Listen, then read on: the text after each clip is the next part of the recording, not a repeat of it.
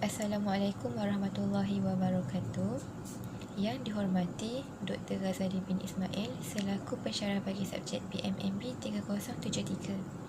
Saya Wanur Arifah binti Wan Muhammad Tazwin bersama ahli kumpulan saya Muhammad Adik bin Muhammad Piah akan membentangkan tugasan 3 bagi subjek PMMB 3073 iaitu PBM berasaskan TMK bagi topik penjodoh bilangan.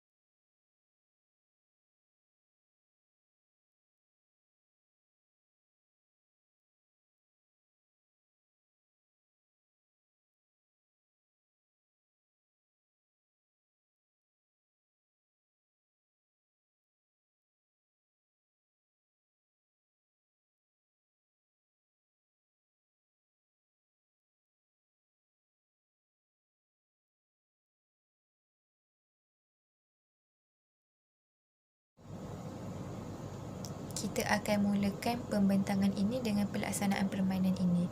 Okey, ini merupakan pautan yang akan diberikan oleh guru untuk memudahkan murid mengakses permainan teka apa saya. Permainan teka apa saya berlandaskan kepada RPH dalam langkah 3, iaitu aspek tata bahasa tentang penjodoh bilangan. Okey, permainan teka apa saya ni berkonsepkan charades, namun permainan ini lebih bersifat individu. Permainan ini perlu dimainkan secara individu. Kita akan mulakan permainan kita sekarang. Okay. Sebelum memulakan permainan, murid perlu menekan butang start. Okay. Okay. Permainan ini pada pelaksanaannya, murid perlu mencari jawapan yang betul, iaitu objek yang tepat dengan penjodoh bilangan yang telah dipaparkan pada bahagian bawah skrin. Misalnya, pada soalan pertama diberikan penjodoh bilangan sepotong. Okey, murid perlu mencari objek yang tepat dengan penjodoh bilangan sepotong, iaitu sepotong digunakan untuk objek yang telah dipotong. Berdasarkan gambar yang dipaparkan, objek yang telah dipotong ialah sepotong kek. Pada bahagian kanan skrin dipaparkan nyawa murid, iaitu setiap permainan akan dibekalkan 3 nyawa. Manakala pada bahagian kiri pula dipaparkan masa yang diperuntukkan oleh murid semasa menyelesaikan permainan ini. Okey. Permainan ini seperti Pac-Man, iaitu murid perlu mencari jawapan yang betul sambil mengelakkan daripada dimakan oleh hantu-hantu yang berkeliaran. Okey, soalan seterusnya dipaparkan penjodoh bilangan segugus. Segugus digunakan untuk objek yang bertangkai seperti segugus anggur. Okey, kemudian sekiranya permainan diteruskan kembali, murid perlu mencari jawapan lain kerana pada permainan ini telah disetting untuk lebih daripada satu jawapan.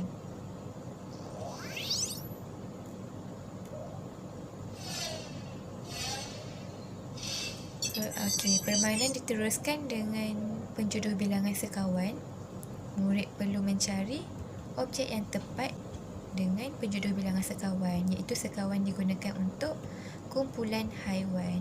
Okey, permainan ini dapat merangsang pemikiran murid dan murid dapat mengaitkannya dengan topik yang dipelajari.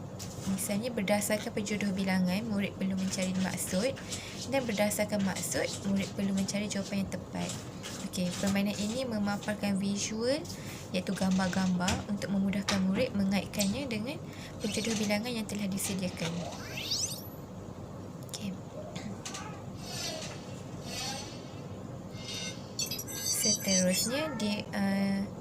Seterusnya dimulai dengan penjodoh bilangan sehelai. Okey, oleh itu murid perlu mencari objek yang tepat dengan penjodoh bilangan sehelai. Misalnya, sehelai digunakan untuk objek yang nipis seperti sehelai baju. Okey, seperti tadi, murid perlu mencari jawapan lain kerana permainan soalan ini telah disetting untuk jawapan yang lebih daripada satu. Okey, apa yang akan jadi sekiranya murid dimakan oleh hantu? Paparan skrin pada bahagian kiri yang memaparkan nyawa murid akan berkurangan dan permainan perlu dimulakan semula untuk mencari jawapan yang seterusnya, iaitu sehelai daun.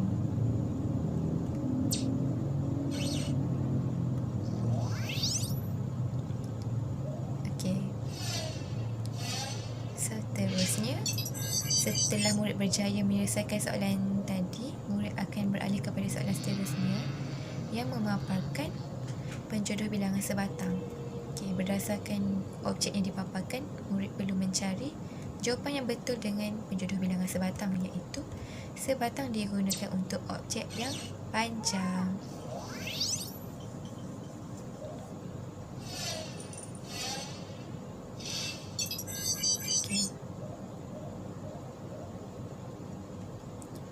Soalan seterusnya memaparkan penjodoh bilangan sepasang. Okey, oleh itu murid perlu mencari objek yang tepat dengan penjodoh bilangan sepasang, iaitu sepasang digunakan untuk objek yang berpasangan. Okey.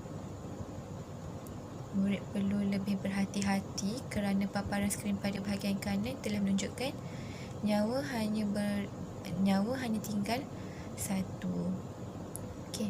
Permainan ini merupakan permainan yang menarik kerana ia bersifat santai dan tidak memerlukan murid untuk berfikir terlalu tinggi. Okey, kerana murid dapat mengaitkan permainan tadi dengan objek yang dipaparkan.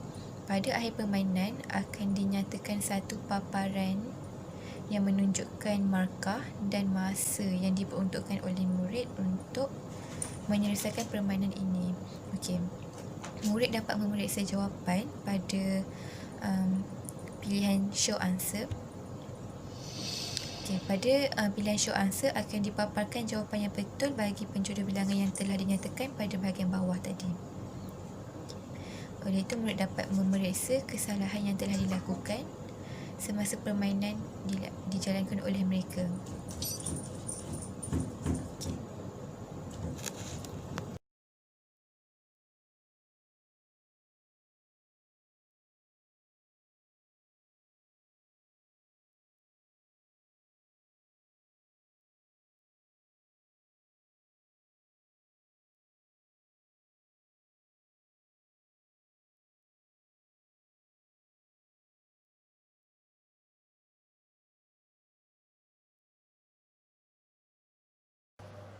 Seterusnya, kelebihan bahan bantu mengajar. Bahan bantu mengajar ini mempunyai unsur permainan, iaitu permainan Pac-Man yang dapat menarik perhatian murid. BBM ini mudah diakses kerana mempunyai pautan dan imbasan QR code yang telah disediakan. BBM ini bercorak lebih santai kerana tidak menekankan semata-mata terhadap pembelajaran. Oleh itu, murid dapat bermain sambil belajar. Penggunaan grafik yang menarik pada peringkat umur murid yang lebih tertarik kepada warna-warni dan visual.